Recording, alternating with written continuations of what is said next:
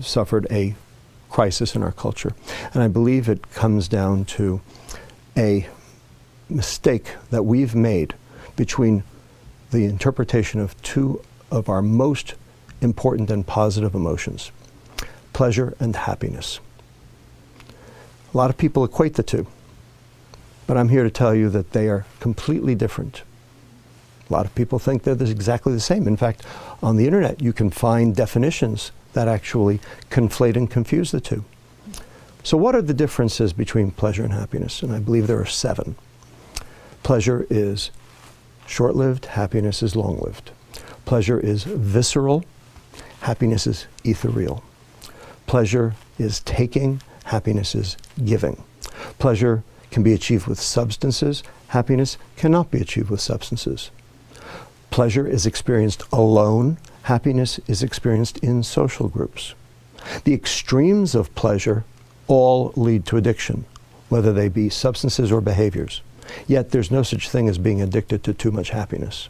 And finally, number 7, most important, pleasure is dopamine and happiness is serotonin. Now, these are 2 biochemicals, these are 2 neurotransmitters, these are 2 chemicals that the brain makes and uses to communicate between one neuron, brain cell, and another.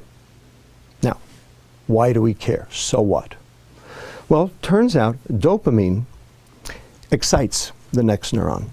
And neurons, when they're excited too much, too frequently, tend to die. So the neuron has a defense mechanism against that. What it does is it reduces the number of receptors that are available to be stimulated in an attempt to try to mitigate the damage. When you say to be stimulated, you mean to be excited? To be excited, that's right. And so we have a name for that process. It's called downregulation. And a lot of different chemicals in the body do that. Now, you get a hit, you get a rush, the receptors go down. Next time, you need a bigger hit to get the same rush because there are fewer receptors to occupy. And you need a bigger hit, and a bigger hit, and a bigger hit, until finally taking a huge hit to get nothing. That's called tolerance. And then when the neurons start to die, that's called addiction. Serotonin, however, is inhibitory. It's not excitatory. It inhibits its receptor to provide contentment, to zen out, if you will. So you can't overdose the serotonin neuron. And what does it mean to inhibit a receptor?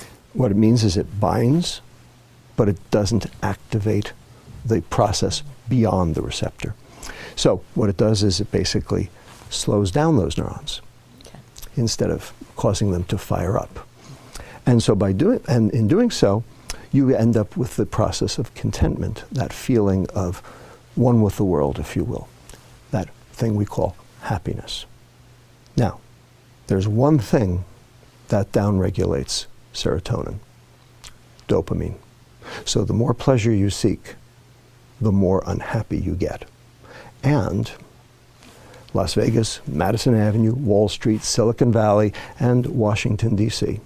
have very specifically and in a coordinated fashion confused and conflated the term happiness with the term pleasure, so that you can buy happiness, so that they can sell you their junk. It's called the American economy, and it's based on hedonic substances that drive pleasure rather than happiness.